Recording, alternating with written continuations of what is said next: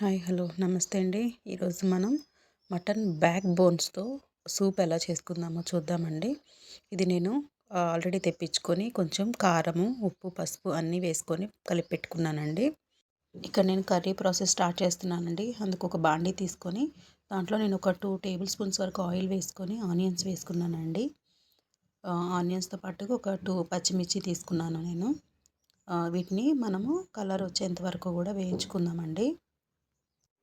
ఈలోగా మనము దీనికి కావాల్సిన గ్రేవీ తయారు చేసుకుందామండి. అందుకు నేను బాదము, ఒక 10 జీడిపప్పు వీటిని గ్రైండ్ చేసుకున్నాక మళ్ళీ వీటికి నేను కొంచెం కొబ్బరి, తర్వాత వెల్లుల్లి యాడ్ చేశానండి. యాక్చువల్లీ అన్నీ కలిపి ఒక్కసారే మనం గ్రైండ్ చేసుకోవచ్చు.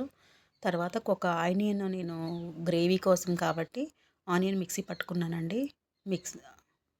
కొంచెం కరివేపాకు కూడా యాడ్ చేస్తున్నానండి. తర్వాత ఆనియన్ మంచి బ్రౌన్ కలర్ వచ్చిన తర్వాత ఆనియన్ పేస్ట్ కూడా యాడ్ చేసుకొని దాన్ని కూడా చక్కగా వేయించుకోవాలండి. మనకి ఆనియన్ పచ్చి వాసన పోయేది అర్థమవుతుంది. తర్వాత ఒక టేబుల్ స్పూన్ అల్లం వెల్లుల్లి పేస్ట్ కూడా యాడ్ చేస్తున్నానండి. ఇది కూడా బాగా మంచిగా వేయించుకోవాలండి. వేగినట్లు మనకి మంచి స్మెల్ వస్తూ ఉంటుంది.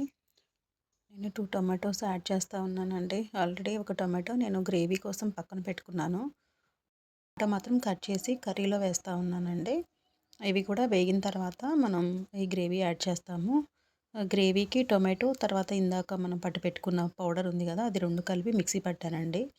ఇక్కడ మీరు చూస్తున్నారు కదా, ఆల్రెడీ నేను మటన్ బోన్స్ వచ్చేసి ఒక 5 విజిల్స్ వచ్చేంత వరకు కూడా చక్కగా నేను కుక్కర్లో వేసి ఉడికించానండి. నెక్స్ట్ ఇలా గ్రేవీ రెడీ చేసి పెట్టుకొని ఇక్కడ టొమాటోస్ మొత్తం కూడా వేగిపోయినాయండి. సేమ్ గ్రేవీ దీనికి యాడ్ చేస్తూ ఉన్నాను. ఇది కూడా యాడ్ చేసి మనము కలిపి బాగా ఆయిల్ పైకి వచ్చేంత వరకు కూడా మనం వేయించుకున్నామంటే మంచిగా మనకి గ్రేవీకి ఇవి తయారవుతుందండి. నేను ఒక 2 టేబుల్ స్పూన్స్ కారం యాడ్ చేస్తూ ఉన్నాను. కారం యాడ్ చేసిన తర్వాత ఇదంతా పచ్చివాసన పోయి తర్వాత నూనె పైకి తేలేంత వరకు కూడా మనం చక్కగా వేయించుకోవాలి. ఇలా వేగిన తర్వాత ఆల్రెడీ బాయిల్ చేసి పెట్టుకున్న బోన్స్ అన్నీ కూడా దీంట్లో వేస్తూ ఉన్నాను. ఇక్కడ నేను బాయిల్ చేసేప్పుడు 1½ స్పూన్ కారం యాడ్ చేశానండి. కాబట్టి తక్కువ వేసుకుంటున్నాను. మీకు సరిపడా మీరు చూసుకొని వేసుకోండి. ఇదంతా కలుపుకొని మనకి ఎంత వాటర్ కావాలి, మనకి చిక్కగా కావాలా, తర్వాత గ్రేవీలాగా కావాలనేది ఎవరిష్టం వాళ్ళదండి. మీకు ఎట్లా కావాలో మీకు కావాల్సిన కన్సిస్టెన్సీని బట్టి మీరు యాడ్ చేసుకోండి. నేనైతే ఇక్కడ ఒక 3 గ్లాసెస్ వాటర్ యాడ్ చేసుకున్నానండి. ఇంకా బోన్స్ ఇంకా మరిగితే బాగుంటుందని తర్వాత ఇట్లా మరిగిన తర్వాత మసాలా యాడ్ చేశాను. ఫైనల్గా ఇక బాయిల్ అవుతూ ఉంటే ఇలా ఉందండి. తర్వాత దీంట్లో కూడా ఇది బాయిల్ అయిన తర్వాత ఆయిల్ పైకి తేలుతుందండి. అప్పటి వరకు కూడా మనం చక్కగా వేయించుకోవచ్చు. సాల్ట్ కూడా చూసుకొని వేసుకోండి, ఎందుకంటే బాయిల్ అయ్యేప్పుడు వేసాం కాబట్టి.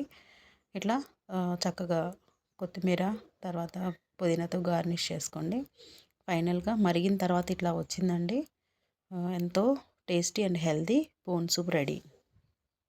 ప్లీజ్ నచ్చిన వాళ్ళు దయచేసి లైక్ చేయండి, షేర్ చేయండి, సబ్స్క్రైబ్ చేయండి.